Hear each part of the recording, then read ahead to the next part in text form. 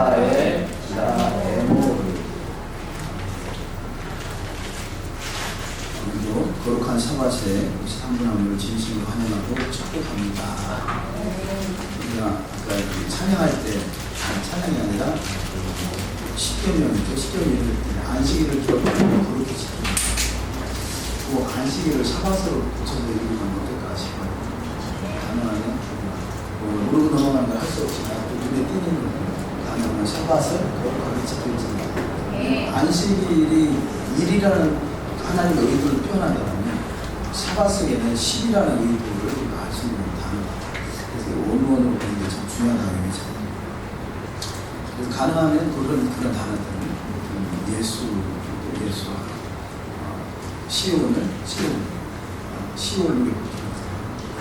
지난주에 대구에서 선교사님을 만났어요. 토라를 전할 계기가 돼서 대구에 가서 만나고 하는데 이분이 중국에서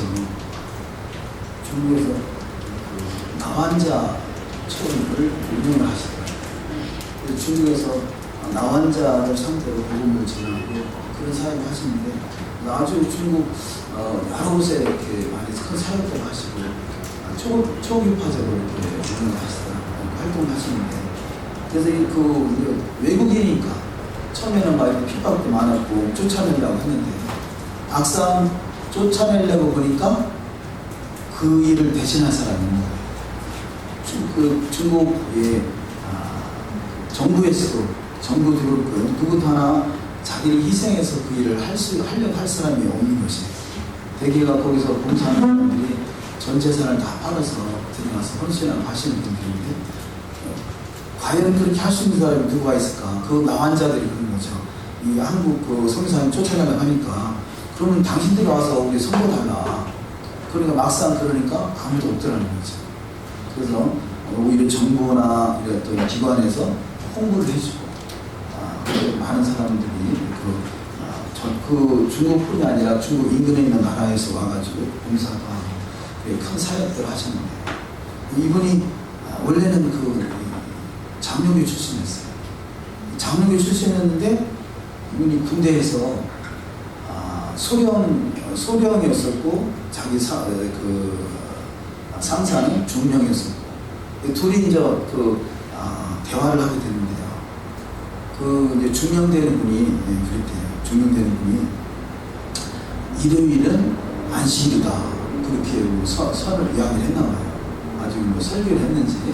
그래서 일요일이 바로 안식일이다 그러길래 끝나고 나서 그 중령한테 그랬대요. 아니 정확하게 말씀하셔야죠. 원래 안식일은 토요일이 맞습니다. 그러면서 우리가 지키는 것은 주일입니다. 그러면 안식일을 기억하려 거룩히 지키라 했는데 너는 왜 안 지키냐 그러더래요.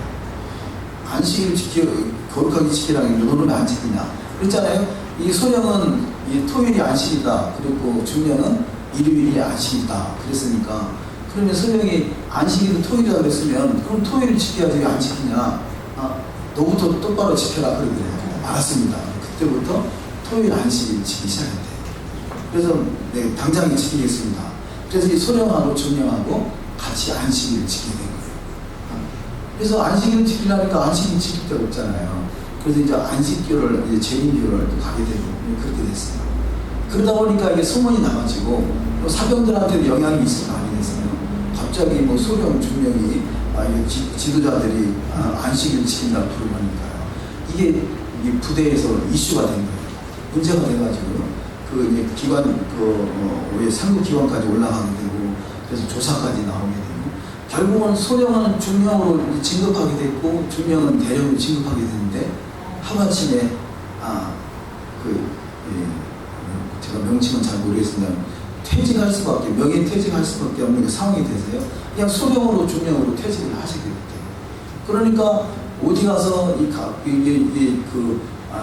정상적으로 퇴직한 게 아니잖아요. 그러니까 취직도 못하고 아주 그때부터 어려움을 겪으면서 오셨게 됐더라고요. 그래서 이분들이 이 소령 되시는 분이 또 하나님의 중국에 또 길을 열어주셔서 중국에 이제 선교사로 가셔서 가서 보니까 초교파적으로 사역을 해야 되겠다 싶어서 어떤 교단 색깔 휘지 않고 초입하자고 하는데, 어쨌든 이분은 안식일이 맞다는 그런 개념을 가지고 사역을 하시는데요. 저를 만나서 대화하면서 안식일이 절기구나. 그러면 절기가 절기인데 그러면 안식일이 어떻게 토요일 안식일을 지키면서 절기 안식일을 또 안 지키냐. 제리비에서 그렇게 말하거든요. 절기 안식일은 폐했고 이 토요일 안식일은 폐하지 않았다 이렇게 말합니다. 그런데 안식일이 폐하지 않았으면 둘 다가 폐하지 않은 거고, 안식일이 폐했으면 둘 다가 폐한 것이지 어떻게 하나는 지키고 하나는 안 지키냐. 여기 안식일을 기록하려 고리규칙이라 했으면 이게 토요일이고 절기 안식일을 지키지 말라는 주제로 또 어디 있느냐. 이렇게 해서 한 30분 정도 대화했는데 이분이 금방 깨닫고 이분이 아주 그냥 적극적으로 이렇게 토라를 배우기 원하시고 또 히브리어를 배우기 원하시고, 이분 입에서 그러는 거예요. 시온이라는 단어가 원래 찌온인데, 시온은 또 원래 시온 들으면 영어 아시는 분은 바로 이 시온 하면 무슨 뜻이 있어요? 이게 찌온 하면 우리가 생각하는 시온인데, 시온은 이게 아주 안 좋은 뜻을 가지고 있는 거예요. 그래서 그렇습니다. 우리가 예수와도 그렇습니다. 예수와 그러면 예수라고 했습니다만, 예수는 영어를 찾아보면 지절거리다, 속살거리다, 저주하다 그런 뜻이 있습니다. 그래서 우리가 몰랐을 때는 할 수 없지만 안 다음부터는 가능하면 원어를 사용하는 게 좋겠습니다. 그래서 예수를 예수하로, 시온을 찌온으로, 또 안식일을 샤바스. 그래서 원어를 사용하는 원어의 의미는 다 몰라도 어쨌든 그 속에 지금 번역된 단어를 가지고는 한계가 있어요. 한계. 그래서 가능하면 원어를 사용할 수 있는 부분들은 사용하면 좋겠다. 너무 이질감을 줄 수 있는 그런 정도까지는 안 가더라도 가능하면 사용했으면 좋겠다 싶습니다. 근데 왜냐하면 이렇게 그 선교사님을 통해서 찌온 얘기를 하는 거죠. 그렇듯이 지금 전 세계와 기독교인이 엄청난 그런 어떤 히브리적 관점의 이슈의 상태에 들어갔다고 이렇게 봐져요. 그래서 혼란인 거죠, 혼란. 그래서 그것을 깨닫고 안식일이 맞다, 절기가 맞다, 찌온이 맞다, 예수가 맞다라고 받아들이는 사람이 있는가 하면, 그렇지 않은 사람은 얼마나 혼란스럽겠어요. 저게 맞긴 맞는데 그동안 써왔던 것을 얼마나 그동안 또 부정했던 사람도 있을 것이고요. 그래서 지금 어떤 혼란기, 어떤 기독교의 엄청난 그런 어떤 이슈거리가 되고 혼란기에 들어왔다는 생각이 들어요. 근데 우리가 감사하게도 이 일의 선두에 저와 여러분을 세우셔서 이런 말을 할 수 있다는 것은 엄청난 축복이죠. 우리 바로 2층에, 그러니까 3층이 우리가 2층이니까 3층에 요양보 센터가 있어요. 근데 그분하고 상마하고 얘기하다 보니까 그분이 유대인에게 관심이 많다고 그러더래요. 그렇잖아요? 지금 거기 무슨 교회예요? 무슨 알 수 없는 단어들이 막 써져 있고 이상하대라고 할 수도 있겠지만, 그분들에는 유대인들에게서 관심이 많다는 것은 그만큼 연료자가 있다는 얘기 아니겠어요?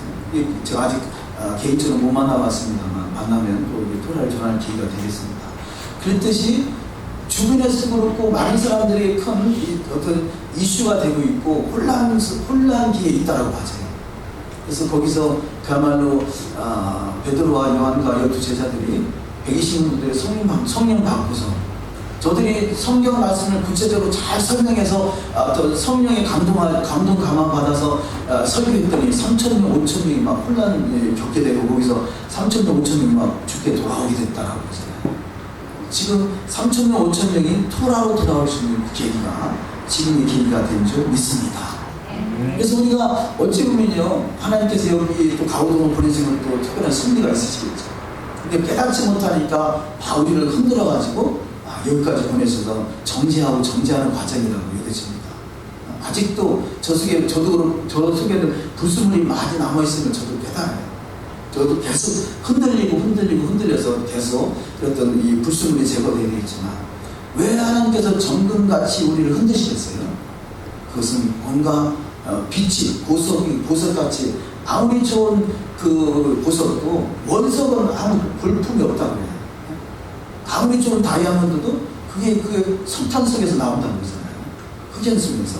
그렇듯이 볼품 오는 것 같지만 이게 정제되고 정제될 때 아름다운 보석으로 더욱더 아름답게 빛이 나고 드러나고, 우리 메노라잖아요. 메노라같이 빛이 나는 은혜가 있을 줄 믿습니다. 메노라와 십자가의 차이가 뭐겠어요? 십자가 우리가 안 달고 싶어서 안 다는 건 아닙니다. 이게 십자가가 잘못된 건 아니죠. 이 십자가는 구원의 시작이다라면 메노라는 너희가 이렇게 살라는 거잖아요. 그래서 십자가 구속의 은혜, 그 은혜에 감사하는 것도 중요하겠습니다만, 은혜에 머무를 것이 아니라 우리는 더욱 한 걸음 나가서 빛을 발할 수 있는 빛의 사자들이 되는 축복이 있어야 될 줄 믿습니다. 그 시점에 저와 여러분 하는데 감동케 하셔서, 깨닫지 못하는 사람은 이상하게 볼 수도 있지만, 그래서 과도기니까 혼란기니까 어쩔 수 없죠. 흔드는 중인 거죠. 흔들어서 그 중에서 보석을 지금 찾아내고 계신 시다 할 수 있겠습니다. 그래서 그 중국 선교사님을 만나서 여러 가지 토로 교류하면서 저희 사역들을 하기로 하셨는데, 너무 귀한 시간이 됐고, 주변에서도 그렇고, 또 어떤 선한 영향력들이 많이 나타나는 것을 볼 수 있습니다. 또 오늘 특별히 이 토라 포션의 본문 말씀이 발락이잖아요. 발락.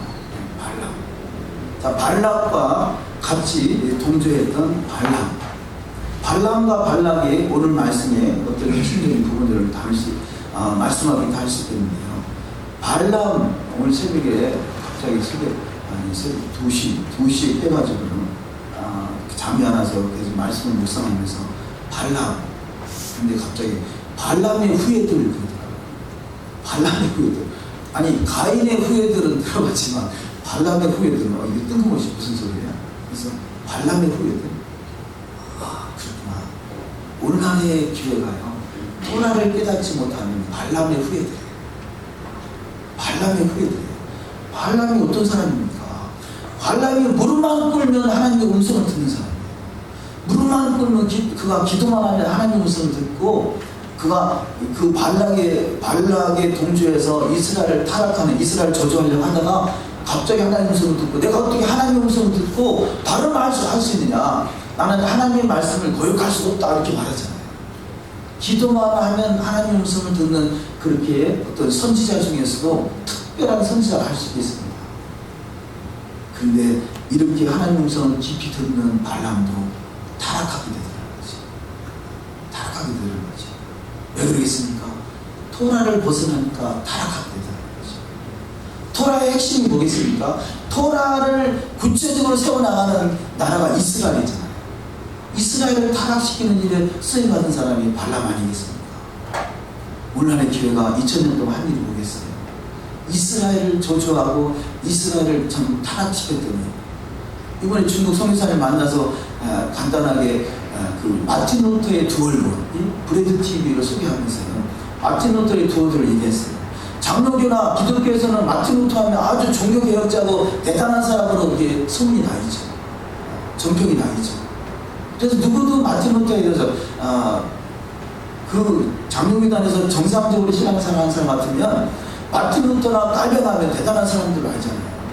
근데 마틴 루터의 두 얼굴이 뭐냐? 한편으로는 장로교에서 그야말로 우상화하듯이 아주 종교개혁을 대단한 일을 한 사람이지만, 한편으로는 얼마나 많은 이 유대인들을 핍박한 사람인지 아느냐.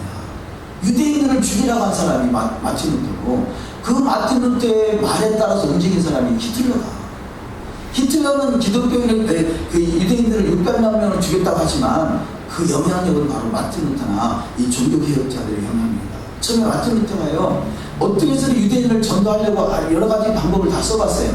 근데 이 기독교인, 십자가를 믿으라, 그것이 안 통하는 거예요. 그러니까 저들은 개종이 안 되는 자들이다, 차라리 죽여라, 이렇게 됐던 거죠. 그래서 엄청난 핍박을 했던 그 마틴 루터, 이게 기독교의 역사라는 거죠. 이게 뭐겠어요? 발람의 후예들이기 때문이겠습니다.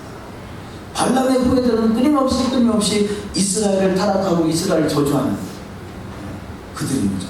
발람의 후예라는 것은요, 발람이라는 사람은 믿는 자예요. 하나님을 아는 자예요. 하나님을 경험한 사람입니다. 과거에 제가 토라 초기에, 토라 하기 전에 영성사역을 했었으니까 그때 이제 기도받으러 오시는 그런 분들이 계셨어요. 노원 지역에 사시는 거죠. 근데 갈등이 생기는 거예요, 그분이. 이 토라 교회를 가야 되느냐. 본교를 가야 됩니다. 근데 가만히 보니까 본교에도 하나님의 임재가 있더라는 거예요. 그래서 목사님, 우리 교회도 하나님의 임재가 있던데요. 아니, 내가 하나님의 임재가 없다라고 말한 적 없어요. 발람이 하나님의 음성을 듣지 못했다라고 말한 적 없단 말이죠. 하나님의 음성을 누구보다도 깊이 듣는 사람이 발람이라는 것이죠. 오늘날의 신비가들, 영성사역자들, 현존하는 많은 사람들이 하나님의 음성을 듣는 사람이 많이 있죠. 실제 듣는다 하고 들을 수도 있겠고, 근데 그들이 다 과연 여호와의 토라의 말씀이 그 안에 있더냐는 거죠. 그러면요, 하나님의 음성을 듣되 진리의 말씀으로 정확하게 잡아주지 않으면, 바로 잡아주지 않으면 이게 가변되거든요. 가변돼서 결국은 우리가 하나님의 일을 거역하고 대적하는 일에 쓰임받을 수 있다는 것이죠. 일반 교회에 임재가 없다는 것이 아니라, 자, 임재가 중요하냐, 하나님의 음성을 듣는 게 중요하냐, 그게 중요한 게 아니라 우리 하나님의 말씀이 내 안에 있어서 똑바로 신앙생활을 하고 있느냐, 이게 중요한 것이죠. 이것이 잣대잖아요. 기준이잖아요. 물론 하나님의 음성을 들으면 더 하나님의 깊은 계시 안에 들어가서 더욱더 하나님을 더욱더 바로 신앙생활을 할 수 있겠지만 다 그렇게 되지는 않더라는 거죠. 그래서 우리가 이 발람은 바로 오늘날의 교회가 깨닫지 못하고 토라로 돌아오지 못하면 발람의 후예라는 것입니다. 그러면 발람은 누구냐? 발락은 누구냐? 발락은 처음부터 타락했던 사람이에요. 발락은 그가 은혜가 없었던 사람이에요. 발락은 바로 가인의 후예입니다. 가인의 후예. 가인의 후예가 발락이고요. 이 발람의 후예가 오늘날의 교회다. 그런데 교회를 탓할 게 아니라 저와 여러분도 그 교회 속에 있던 사람들이잖아요. 얼마 전이에요. 얼마 전. 그렇다면 우리도 동일한 그 은혜 속에 걸어온 우리가 누구를 탓하기 없다. 어떻게 하면 저들에게 발람의 후예에서 저들이 은혜가 없다는 게 아니라 하나님을 경험하지 않았다는 것이 아니라 하나님을 안다고 하는 저들 속에 진정으로 하나님의 말씀으로 아는 저들을 어떻게 이끌 것이냐 하는 것이 저와 여러분의 숙제가 되고, 발람의 후예에서 그래서 제가 기도하면서요, 무엇이 문제인가? 발람의 후예일 수밖에 없는 원인이 뭔가 한데 히브리 뿌리거든. 자, 히브리 뿌리가 뭐겠어요? 이스라엘의 참 감람나무라는 거잖아요. 이스라엘의 참 감람나무 속에 우리가 기독교인은 접붙임을 받았다는 거예요. 그러면 그 뿌리를 통해서 진행을 먹어야 되는데 뿌리가 없는 거죠. 뿌리에서 진행을 먹지 않았던 거죠. 은혜는 받았어요. 구원은 받았어요. 거듭났어요. 하나님 은혜를 경험했어요. 지금도 이 발람과 같이 무릎을 꿇으면 그가 하나님의 음성을 들을 수 있을 것입니다. 뭐 100% 맞는 것도 아니고 100% 틀린 것도 아니고 얼마든지 하나님의 음성을 들을 수 있지만 그가 토라로 돌아오지 않으면, 히브리 뿌리로 온전한 진행을 먹지 않으면 우리가 이 발람의 후예로 남아날 수 있다는 거죠. 그럼 발람이 무엇이 문제인가? 자, 발람은요, 기도만 하면 음성을 듣잖아요. 문제 뭐냐? 3번씩이나 발람의 엄청난 그 뇌물 봉쇄하고 어떤 명예 봉쇄 이런 것을 인해서요, 그가 어떻게 해서 저 발람의 말을 들어줄까라고 해서 무릎을 꿇으면, 무릎 꿇기만 하면 하나님의 음성을 들려서 그가 그럴 수 없다라고 말하더라는 거죠. 근데 3번 그 기도의 하나님의 음성을 듣고 나서 그가 결론적으로는 자기 생각을 습관적으로 말해버려요. 이스라엘 타락시키려면 이렇게 하면 된다. 히팅 골짜기로 데리고 와서 저들에게 음행하는 것, 음행을 시키면 이방의 음식을 먹이게 하고 우상의 제물을 먹게 하고 이방 여인을 만나게 한다. 그럼 저들이 타락할 것이다 라고 순간적으로 제가 말했어요. 결국 이것 때문에 타락하게 되는 거죠. 다시 말해서 발람이 기도가 쉬니까 문제가 생긴다는 거죠. 기도가 쉬니까. 발람은 그가 기도하면 하나님의 음성을 듣는데 순간에는 기도하지 않고 자기 생각을 말하는 순간에 이스라엘을 타락시키게 됐고, 이 사건을 계기로 해서 발람은 그 선지자의 미친 짓이다. 그래서 미친 선지자가 되어버렸어요. 선지자 아무나 하는 거 아니잖아요. 그런데 그 선지자, 더더군 이 외경 미드라시에 보면요, 발람이 어느 정도 그런 어떤 이적과 기사를 행하는 사람인지 몰라요. 오히려 모세보다도 더 큰 이적과 기사를 행했어요. 여기 발락을 보면요, 발락이 이스라엘 백성들을 보고 두려워했다고 그랬어요. 왜냐? 너무나 많은 이적과 기사들이 나타나게 되니까 출애굽하는 사건을 비롯해서 광야에서 저들이 움직이는 걸 보니까 도저히 발락이 저들을 물리칠 수가 없는 거예요. 그래서 어떻게 하면 이 모세보다 더 큰 능력을 가진 사람을 만날 수 있을까? 그래서 수소문하는 끝에 발람이라는 사람을 수소문하게 되고, 발람이 능력으로 치면 모세보다 더 크더라는 거죠. 그래서 이 그 발람을 지금 이스라엘을 저주할 자는 저밖에 없다. 저가 하는 대로 될 것이다라고 해서 발람을 꼬드겨서 자기 편 만들려고 했던 것이죠. 마지막 때요, 이렇게 발람과 같이 엄청난 이적과 기적을 일으키는 사람이 나타날 수도 있어요. 계시록에서 말하고 있잖아요. 마지막 때 큰 능력을 해야 할 것이에요. 하늘에서 불이 내려오게 할 수도 있을 것입니다. 죽은 자를 살리게 할 수도 있을 것입니다. 이것이 하나의 어떤 표징이 돼서 하나님을 알게 하고 또 예수를 증거하는 데 필요하긴 하지만, 이게 잘못하면 우상이 돼서 모세보다 더 나은 선지자로 발람을 뽑을 수도 있다는 거죠. 모세는 토라를 전한 사람입니다. 토라를 받고 토라를 증거한 사람입니다. 그럼 저와 여러분의 둘 중에 선지자적인 발람과 이런 어떤 능력을 행하는 발람과 말씀을 증거하는 토라를 증거하는 모세와 둘 중에 하나를 선택하라면, 우리는 성경에서는 발람에 대해서 별로 이야기하고 있지 않기 때문에 중요한지 모르지만, 발람의 입장에서 볼 때는요, 모세를 능가할 수 있는 사람은 유일하게 발람밖에 없다라고 그가 판단했던 것이죠. 그래서 능력을 따라서 움직였다고 할 수 있습니다. 우리 마지막 때는 능력과 이적과 기사가 아니라 여호와의 말씀, 토라의 말씀으로 우리는 시금석이 되어야 될 줄 믿습니다. 이것이 잣대가 되어야 되는 거죠. 잣대. 그래서 이 발람의 후예가요, 토라 없는 교회, 히브리 뿌리가 없는 교회, 이스라엘 회복이 없는 교회, 이것이 발람의 후예들을 할 수도 있고, 발람의 문제가 기도하지 않았다는 거죠. 아마 이 발람의 사건을 누구보다 잘 알고 있는 사람이 사무엘일 것입니다. 사무엘. 자, 사무엘 시대 선경자, 제대로 된 선지자가 나오는 시대가 이제는 사무엘이죠. 제대로 된 왕을 세워야 되고 선지자가 나와야 되고, 그래서 사무엘이 한 말은요, 내가 기도에 쉬는 죄를 결단코 범치 아니하겠다, 이렇게 말하고 있어요. 우리 한번 성경을 찾아보도록 하시면 사무엘상 12장.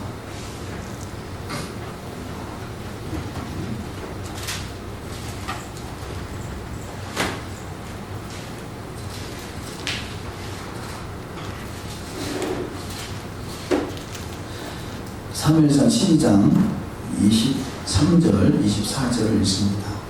나는 너희를 위하여 기도하기를 쉬는 죄를 여호와 앞에 결단코 범치 아니하고 선하고 의로운 도로 너희를 가르칠 것인즉, 너희는 여호와 앞에서 너희를 위해 행하신 그 큰 일을 생각하여 오직 그를 경외하며 너희 마음을 다하여 진실히 섬기라. 아멘. 자, 오늘 아침에 이 말씀 묵상하면서요, 우리가 지금 기도의 시행자를 범치 안 해야 되겠습니다만요, 24절에 너희는 여호와께서 너희를 위하여 행하신 그 큰 일을 생각하여 오직 그를 경외하며 너희 마음을 다하여 진실히 섬기라.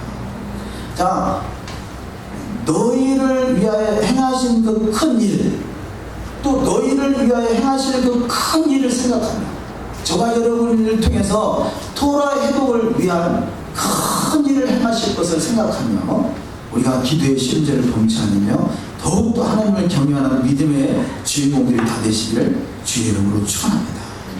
3일. 제가 초기에는 저도 이런 말씀 보면서 계속 또 이렇게 제 자신을 회개하고 또 점검하고 돌이켜서 합당한 삶이 되기를 또 소망합니다. 제가 신앙 쪽에 가장 좋아했던 구절에 쉬지 말고 기도하라 했어요. 항상 기뻐하라, 쉬지 말고 기도하라, 범사에 감사하라는 걸 알았습니다만요, 항상 기뻐할 일은 별로 안 생기는 것 같더라고요. 근데 쉬지 말고 기도하는 건 내가 동의가 돼야 되니까 할 수 있겠다 싶더라고요. 왜냐면 저는 예수 안을 믿고 믿을 때부터 많은 좀 핍박을 받게 됐던 것 같아요.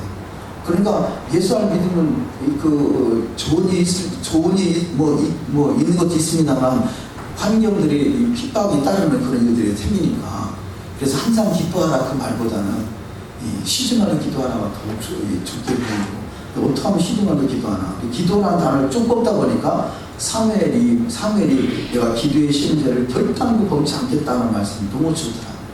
그래서 이 구절을 암송하면서 어떻게 하면 기도할까, 그래서 그런 생각을 가지고 살은 적이 있었는데요, 앞으로도 그 일을 소망합니다. 사무엘같이 기도의 쉬는 죄를 범치 않기를 또 소망합니다. 그러고 보니까요, 그 유명한 하이드베이커 하면 아시는 분 아시겠습니다. 하이드베이커라는 유명한 모자이크에서는 과거에 한 10년 전에 10,000개 이상의 교회를 세웠던 분이세요. 그 하이드베이커의 그 양아들이 있는데 슈프레자 십톨 목사님이라고 해서 그분이 12개 그 외국어를 해요. 한 번도 외국어를 배운 적이 없는데 하나님 눈을 여셔서 이렇게 하시는데, 그분이 저를 이렇게 예언하실 때 예언해 준 그 예언 내용이 있었는데, 저에게 사무엘의 예언을 받았다 그러더라고요. 사무엘의 기름 부음이 있다고 그러더라고요. 그래서 사무엘이 하는 일이 뭡니까? 사무엘은 왕은 아니지만 왕을 세우는 사람이죠. 왕을 세우는 사람. 그래서 왕 같은 제사장으로 세우는 사람. 저 갑자기 그 생각이 나는데요.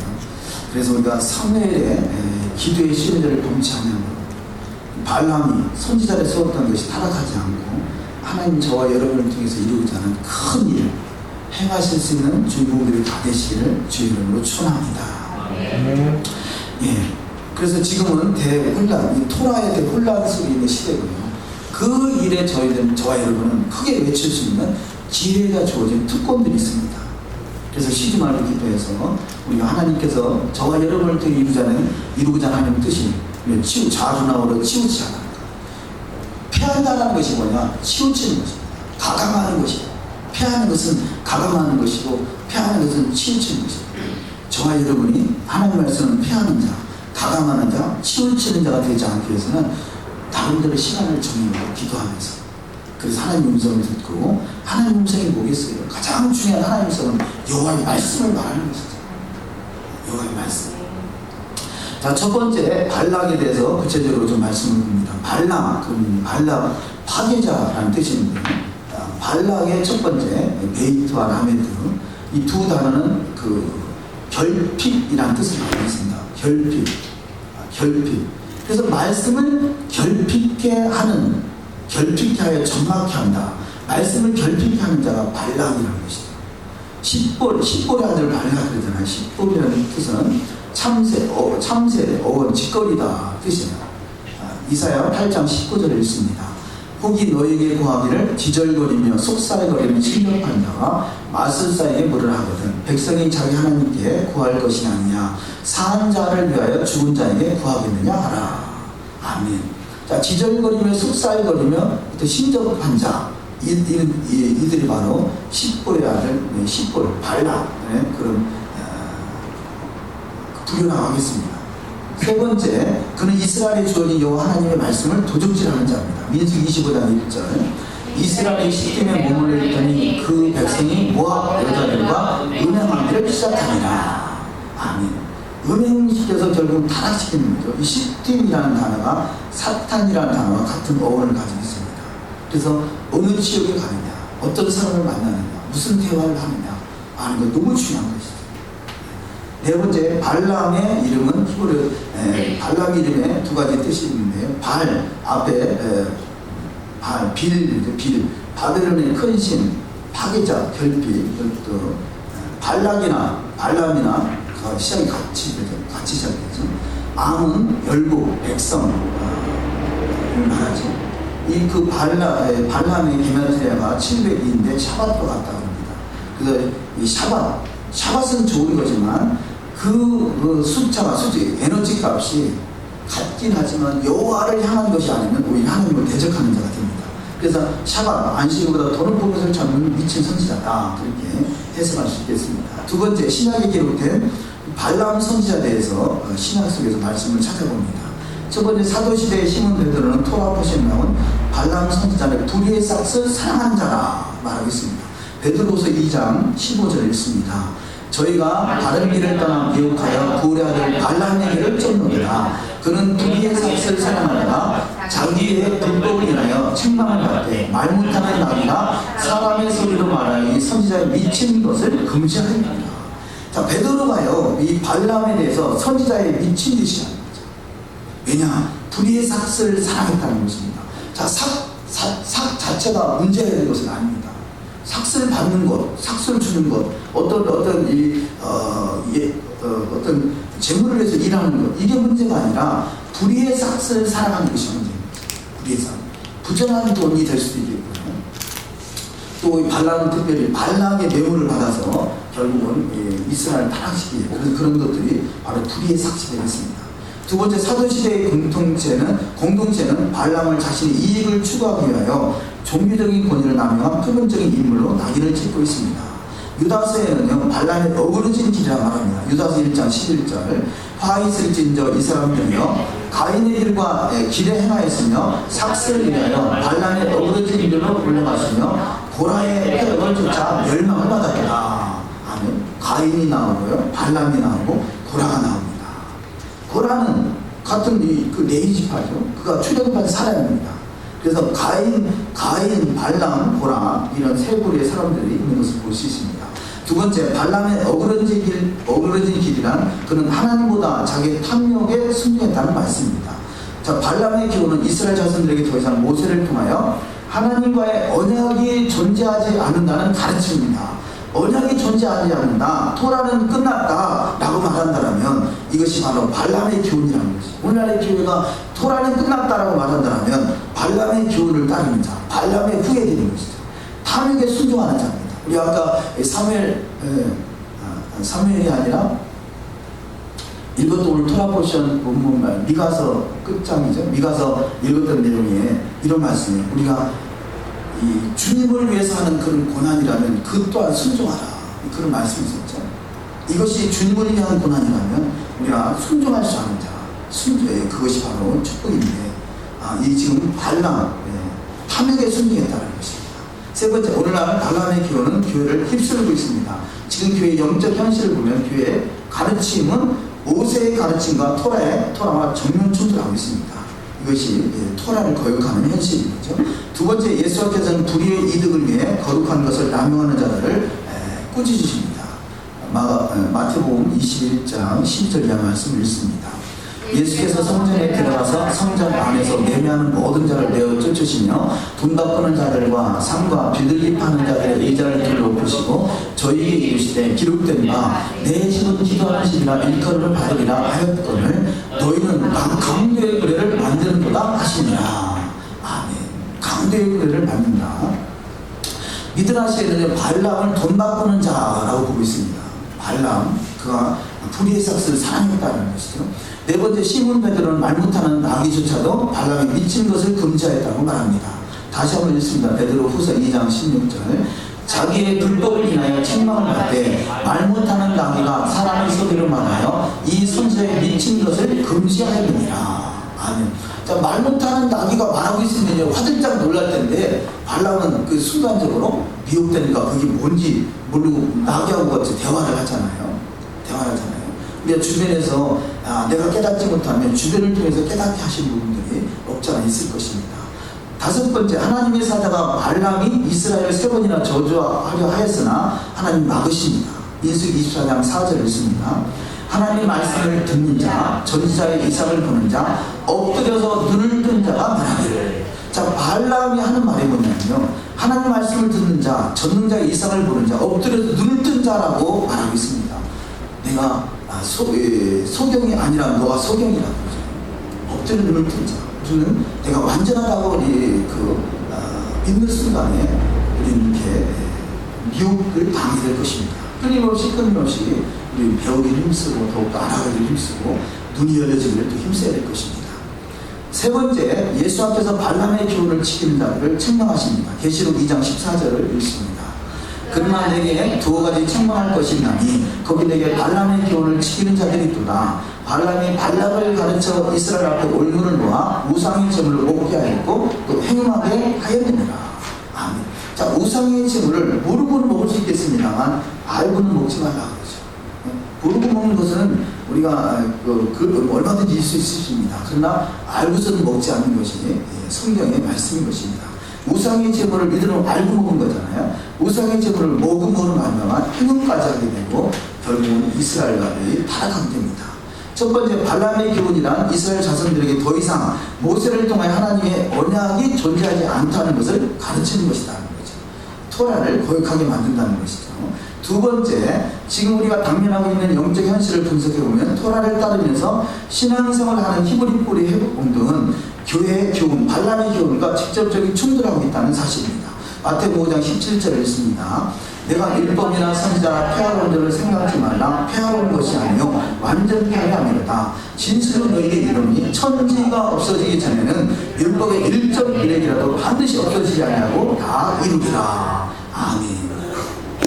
자, 우리가 하나님께서 이 세상을 창조하신 창조의 목적이 뭐냐라고 하면요, 창세기 1장 1절을 들어서 말할 수 있겠고요. 특별히 베레시트죠. 베레시트 첫 번째가 베트죠. 베트에는요, 집이라는 의미도 있고 성전이라는 의미가 있고요. 또 베트는 아들을 말하죠. 그래서 아들의 왕국을 이 땅에 세워서 아들의 신부들과 함께 천년 동안 왕노릇하게 하기 위해서 창조하신 것이 바로 창조의 목적이라 할 수 있는데요. 자, 그렇다면 예수님께서 이 땅에 오신 목적은 뭐냐? 하나님이 세상을 창조하신 창조의 목적은 아들을 통해서, 아들의 나라를 세워서 아들을 통해서 통치하는 나라가 세워지는 것이 창조의 목적이에요. 예수님께서 이 땅에 오신 목적은요, 지금 본문 말씀을 할 수 있겠습니다. 율법이나 선지서를 폐하는 것이 아니라 완전하게 하여 오셨다는 거죠. 폐하는 것이 아니라 더욱더 완전하게 하여, 거꾸로는 거잖아요. 거꾸로 폐하거나 가감하는 것이 아니라 완전히 하여 함이라는 것이죠. 이것이 주님이 오신 목적, 가르침의 목적이라 할 수 있겠습니다. 물론 1차적인 목적은 구원하시는 것이고 2차적인 목적은 가르치는 것입니다. 뭘 가르치느냐? 좌우나 우로나 치우치지 아니하고 오직 여호와의 말씀을 귀하로 묵상하며 그 가운데 길을 가는 것을 지행할 수 있도록 이끄시는데, 너희가 스스로 못하기 때문에 하나님의 영 성령으로 말미암아 하게 하시겠다는 거죠. 그래서 두 번째, 우리가 선지자나 폐하는 것이 아니라 완전케 합니다. 그래서 완전케 하는 것이 뭐냐? 바로 새 언약, 여호와의 언약의 말씀이 회복되는 것인 거죠. 새 언약은 바로 성령으로 토라를 회복하는 것입니다. 에레미야 31장 31절 이하 말씀을 읽습니다. 나 여호와가 말하거나 보라, 날이 이르기 내가 이스라엘 집과 유다 집에 새 언약을 세우리라. 나 여호와가 말하노라. 이 언약은 내가 그들의 열조의 손을 잡고 애굽 땅에서 인도하여 내던 날에 세운 것과 같이 아니할 것은 내가 그들의 남편이 되었어도 그들은 내 언약을 파하였습니다. 언약을 파했기 때문에 이혼을 당했고요. 다시 주님이 오셔서 회복하게 하심으로 다시 언약 안에 거할 수 있는 것, 바로 새 언약인 것이죠. 그래서 하나님의 뜻은 바로 나의 심중에 주의 법이 있나이다. 제가 읽어드립니다. 이사야 40장 8절인데요. 나의 하나님이여, 내가 주의 뜻 행하기를 즐기오니 주의 법이 나의 심중에 있나이다 하였나이다. 아멘. 주의 법이 나의 심중에 있으니까 어떤 일이 벌어지냐? 내가 주의 뜻 행하는 걸 즐거워하는 것이죠. 주의 법이, 주의 토라가 심중에 없으면 어떻게 됩니까? 돌아버리겠네. 그런데 토라가 심중에 있으면 주의 뜻, 주의 토라를 지키는 것을 즐거워한다. 이것이 바로 거듭난 자요, 나의 심중에 하나님의 법이 있는 자의 삶. 이들이 바로 주님의 신부요, 이들이 바로 왕같은 제사장인 것입니다. 새 언약, 에레미야 31장 33절. 나 여호와가 말하노라. 그러나 그날 후에 내가 이스라엘 집에 세울 언약이 있느라니 곧 내가 나의 법을 그들의 속에 두며 그 마음에 기록하여 나는 그들의 하나님이 되고 그들은 내 백성이 될 것이라. 아멘. 주의 법이 나의 심중에 있는 자가 바로 새 언약 백성인 것입니다. 또 세 번째, 결국 새 언약은 하나님의 뜻을 이루는 것이 히브리서 8장 10절. 또 주께서 말하시되 그날 후에 내가 이스라엘 집으로 세울 언약이 이것이니 내 법을 저희 생각으로 저희 기록하리라. 나는 저에게 하나님이 되고 저희는 내게 백성이 되리라. 이들이 진정한 하나님과 하나가 이루어진 백성들이죠. 네 번째, 새 언약은 바로 성령을 통해서 기록되어집니다. 에스겔 38장 26절 이하 말씀. 또 새 영을 너희 속에 두고 새 마음을 너희에게 주되 너희 육신에서 굳은 마음을 제하고 부드러운 마음을 줄 것이며 또 내 신을 너희 속에 두어 너희로 내 율례를 행하게 하리니 너희가 내 규례를 지게 하는지라. 하나님의 뜻인 토라를 마음판에 새게 행하게 하는 것이 마지막 때 성령의 사역입니다. 하나님의 뜻, 하나님의 토라, 하나님의 법이 토라를 마음판에 새겨서 지게 하는 것, 이것이 마지막 때 성령 사역입니다. 다섯 번째, 죄는 토라가 없는 것이며 토라가 없는 자는 불법을 행하는 자입니다. 마태복음 7장 23절 그때 내가 저에게 밝히 말하되 내가 너희를 도무지 알지 못하니 불법을 행하는 자들아 내게서 떠나가라 하리라. 아멘. 과거에 몰랐던 것이 아니라 지금 너하고는 나하고는 상관이 없다는 거죠. 메시아의 시대로 토라로 가르침을 받습니다. 미가서 4장 2절 또 많은 이방이 가며 이르기를 오라 우리가 여호와의 산에 올라가서 야곱의 하나님을 전해이다. 그가 그 도로 우리에게 가르칠 것이나 우리가 그 길로 행하리라 하니 이는 율법이 시온에서부터 나올 것이요 여호와의 말씀이 예루살렘에서부터 나올 것이니라. 아멘. 네 번째, 하나님이 혹시나 이 지금 발락이 발람을 미혹하면서 하는 말인데요. 발락이 하는 말이 혹시 이렇게 하면 하나님이 기뻐하실까라고 하더라고요. 우리는 하나님이 기뻐하실까 내 생각을 말하는 것이 아니라 여호와의 기록된 말씀을 지켜하는 것이 하나님이 기뻐하실 일인 것이죠. 혹시 이렇게 하면 기뻐할까 하고 자기 생각을 말하다가 어쩌면 발람도 마찬가지죠. 혹시 하나님이 기뻐하실까 해서 이스라엘 학생들에게 그들에게 우상의 제물을 먹이고 이방인을 붙여 그러면 저들을 타락해. 이것은 지금 뭐 그럴 리는 없겠습니다만 발락이 기뻐할 일을 한 거죠. 그런데 이 발락은 혹시 하나님이 기뻐하실까라는 말을 실제 했던 말입니다. 첫 번째, 발락은 그가 기도할 때마다 하나님 손을 듣는 자고요. 그런데 발락은 하나님과 재물을 경하여 숨겼던 자라 할 수도 있습니다. 두 번째, 두 마음을 품은 자, 정함없는 자죠. 하나님 말씀만 따라가든지 아니면 발락만 따라가든지 아니면 발락만 따라가면 안 되겠죠. 그런데 그가 양쪽을 품으려고 했습니다. 세 번째, 두 마음을 품은 자는 마음을 손결케 됩니다. 그래서 두 마음이 있는 것 오직 여호와의 말씀으로 회복될 것입니다. 자, 큰 두 번째, 발락은 그릇된 생각을 하나님이 혹시 기뻐하시리라라고 착각하더라는 거죠. 민수기 24장 27절에 있습니다. 발락이 발람에게 또 이르되 오라 내가 너를 다른 곳으로 인도하리니 내가 거기서 나를 위하여 그들을 저주하기를 하나님이 혹시 기뻐하시리라 하고 마틴 루터를 말했어요. 왜 마틴 루터가 유대인들은 죽여라 그랬겠어요?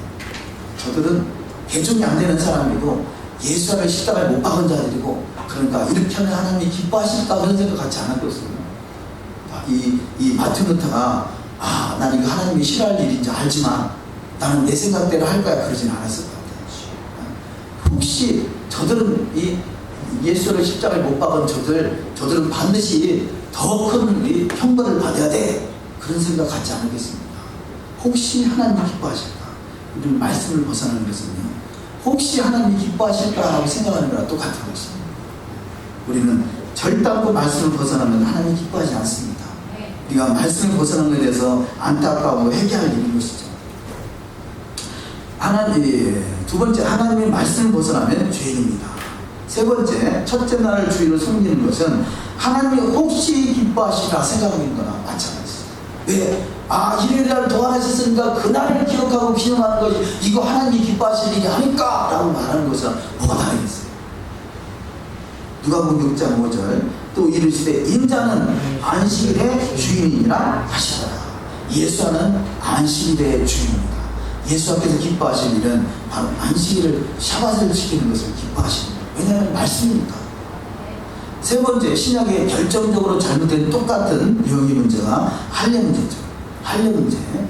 그래서 모세의 법대로 할례를 받지 않으면 능 구원을 얻지 못하리라. 이것은 모세의 토라를 말하는 것이 아니라 부정된 토라를 말하는 것입니다. 두 번째, 베드로는 어떤 유대인과 바리새파 사람이 하는 말과 같이 모세의 법이나 모세의 율법이 아니라 우리도 능히 매지 못하는 몽이에요. 이것을 구전 토라라고 말하죠. 성문 토라를 해석해서 적용시켰던 것, 잘못 적용시킨 것이죠. 세 번째, 율법은 구원의 조건이 아니라 구원받은 자가 예수와의 영광의 예정으로 가는 신부 단장의 매뉴얼입니다. 마태복음 5장 17절 이하 말씀 다시 한번 읽습니다.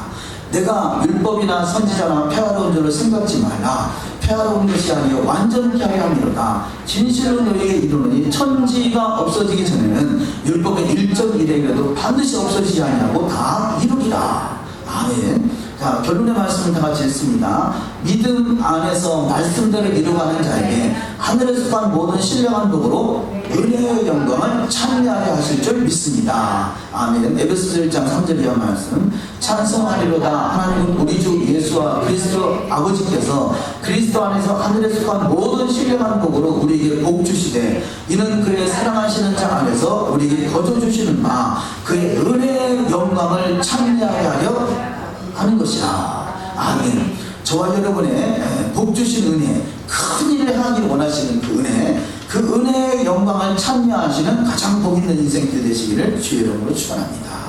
기도하십니다. 오늘 말씀을 생각하면서 말씀 이루어지길 또 소망해서 기도합니다.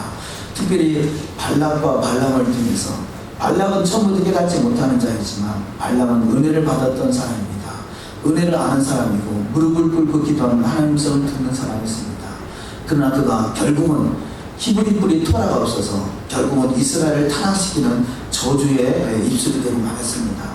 우리가 자기 생각 때문에 아버지 받는 저주는 없는지, 저주의 길을 가고 있는지 없는지 깨닫게 하시고 마지막 시대에 아버지의 토라를 증거할 수 있는 확실한 우리의 입술 되게 하시고 또 특별히 아버지가 지금 혼란의 혼란이 과도기와 같은 그 혼란의 시기로 아버지 기독교가 들어가고 있습니다. 이 속에서 진정한 토라를 깨닫고 토라의 실제가 되신 주님을 더욱더 깊이 만나신 자가 되게 하시며 또 토라의 말씀이 스스로 지킬 수 있는 것이 아니라 하나님이 성령으로만 이룰 수 있는 것을 깨달아서 성령 충만함을 주옵소서. 성령 충만함과 말씀 충만함과 기도 충만함으로 우리는 죄를 이기고 세상을 이기고 마귀를 이길 수 있는 영적 권세자 되기를 소망하고요. 이스라엘 땅이 속히 회복되기를 원하고 이 땅이 속히 주님의 나라가 이루어지기를 소망하며 왕같은 제자로 잘 세워져 나가는데 조금 동접함이 없도록 이끄시기 소망해서 합심해서 통성하게 기도합니다. 하나님 아버지 오늘도 거룩한 샤바스를 이끄시기 감사합니다. 샤바신 나라의